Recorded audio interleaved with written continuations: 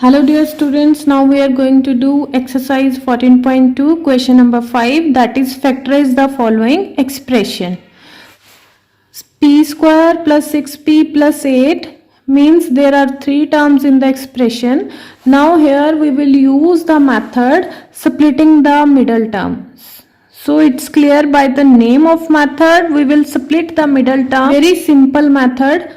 We will take the first statement, that is p square plus 6p plus 8. We will split this 6p. How we will split it? Just see.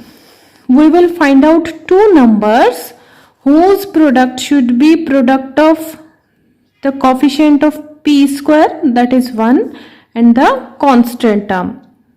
Means the product should be the product of first term and the last term, that is 1 multiply 8. So the product of number should be 8 and the sum of number should be plus 6. Students, note it carefully. We will take the symbols also. So you will get, you need to find out the two numbers whose product is plus 8 and whose sum is plus 6. So such two numbers are plus 4 and plus 2. You can see, if I'll multiply plus 4 with plus 2, I will get 8. If I'll add these two terms, I'll get plus 6. So it means I can split 6p as 4p plus 2p. Why we are splitting? By this method we will get 4 terms and then we can make groups of these terms.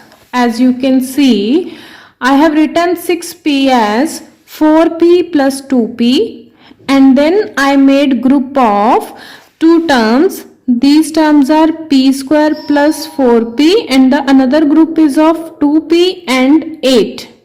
So in the next step, what we will do, we will take p common from these two terms. If I'll take p common, it will be p plus 4, and if I will take 2 common from these two terms, I'll get p plus 4. Now you can see p plus 4 is the common factor, so we will take p plus 4 common.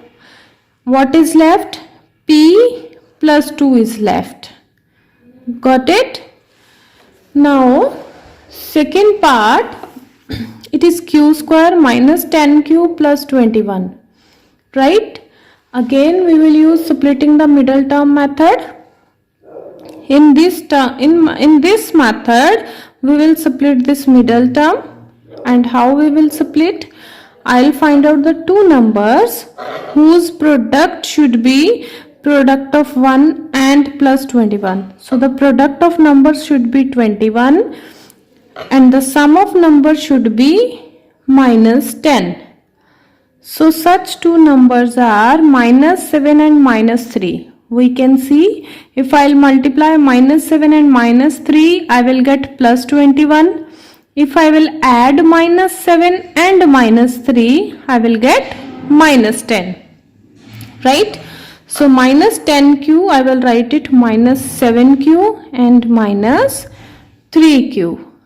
By doing this, now I can make group of the terms. I'll make group of these two terms and I'll make group of these two terms, right? So from these two terms, what I can take common? I can take q common.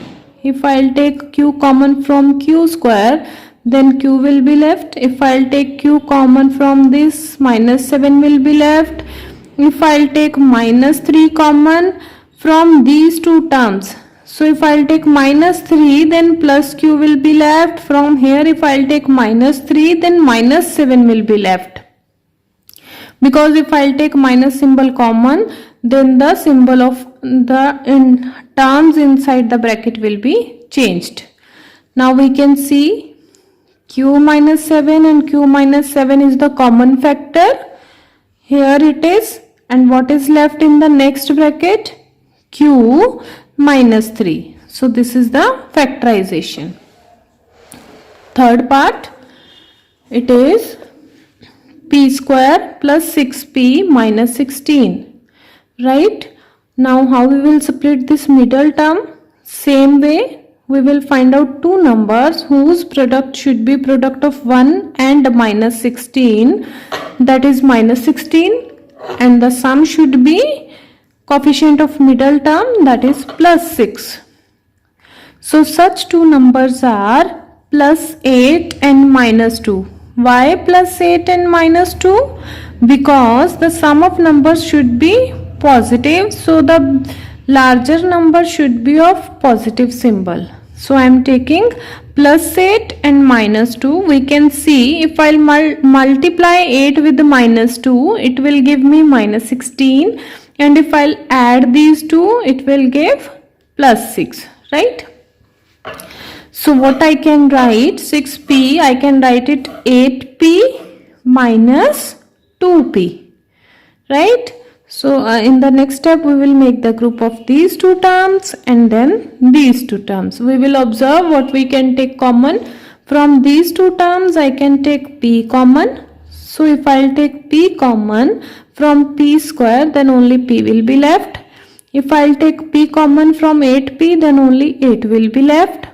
Now from next two terms, we can see both the terms are of negative symbol. So I am going to take minus 2 common. If I'll take minus 2 common, then plus p will be left here. And if I'll take minus 2 common from minus 16, then plus 8 will be left. Now we can say p plus 8 and p plus 8 is the common factor. So I'll take common factor out. What is left? P minus 2 is the left, and this is the required factorization.